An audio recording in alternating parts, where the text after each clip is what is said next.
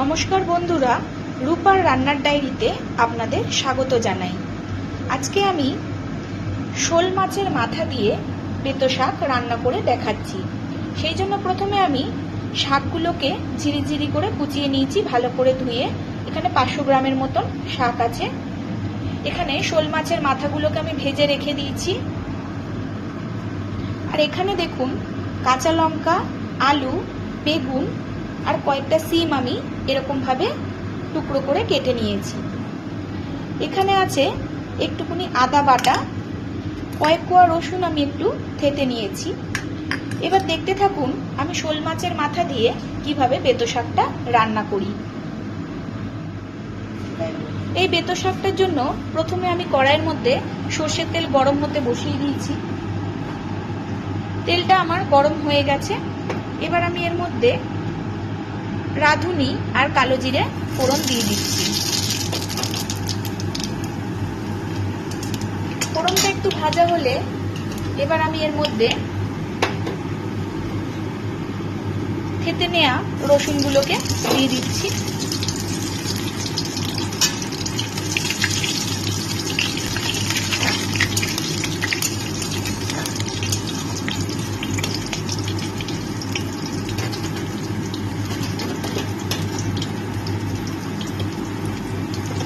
রসুনটা একটু ভাজা ভাজা হলে এইবার আমি এর মধ্যে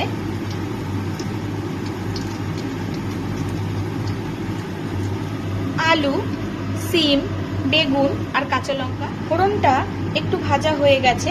এইবার আমি এর মধ্যে কুচানো আলু, সিম, বেগুন আর কাঁচা লঙ্কাগুলোকে দিয়ে দিচ্ছি।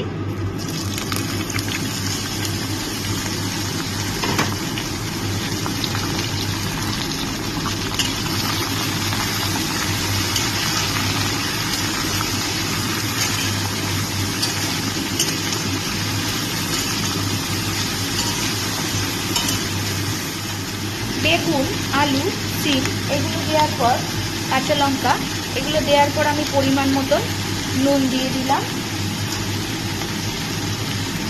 হলুদ গুঁড়ো 1/2 চামচের মতন দিয়ে দিলাম। ছোট চামচের 1 চামচের মতন চিনি আমি দিয়ে দিলাম।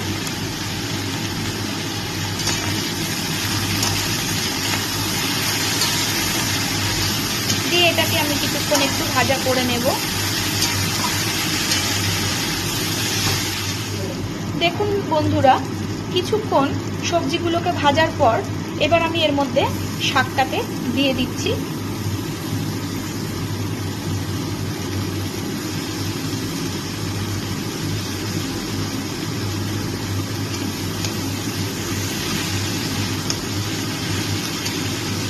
শীতকালে এই শাকগুলো পাওয়া যায় বলে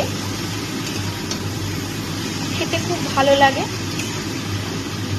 গরম ভাতের সাথে এরকম শাক হলে খাওয়া হয়ে যায়।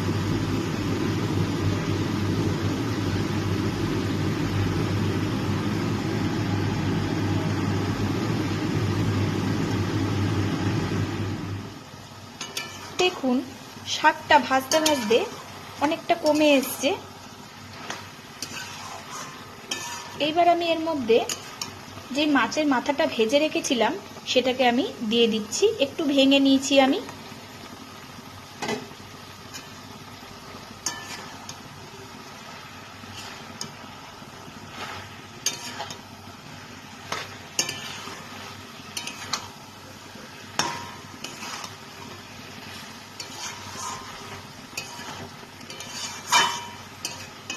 মাছের মাথাটা দেওয়ার পর এবার কিছুক্ষণ আমি ভালো করে ভেজে নেব।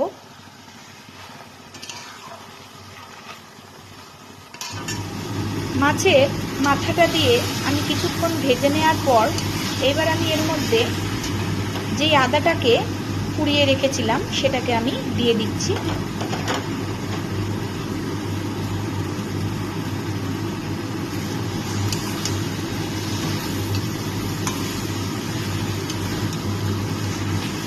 এই আদাটা দিলে বেতো শাকের টেস্টটা বেড়ে যায়।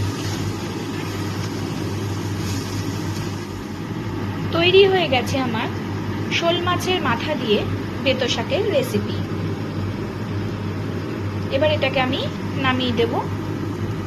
দেখুন ভালো করে ভাজা হয়ে গেছে।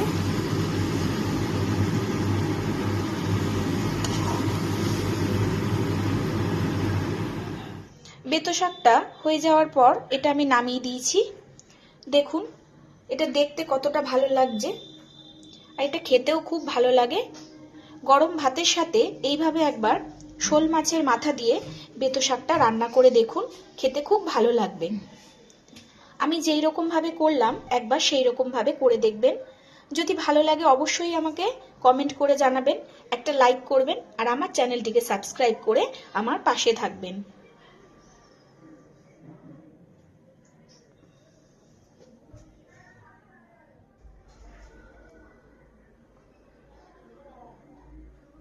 শীতকালে একবার এইরকম ভাবে এই বেতো শাকটা রান্না করে দেখুন, গরম ভাতের সাথে খেতে খুব সুন্দর লাগবে।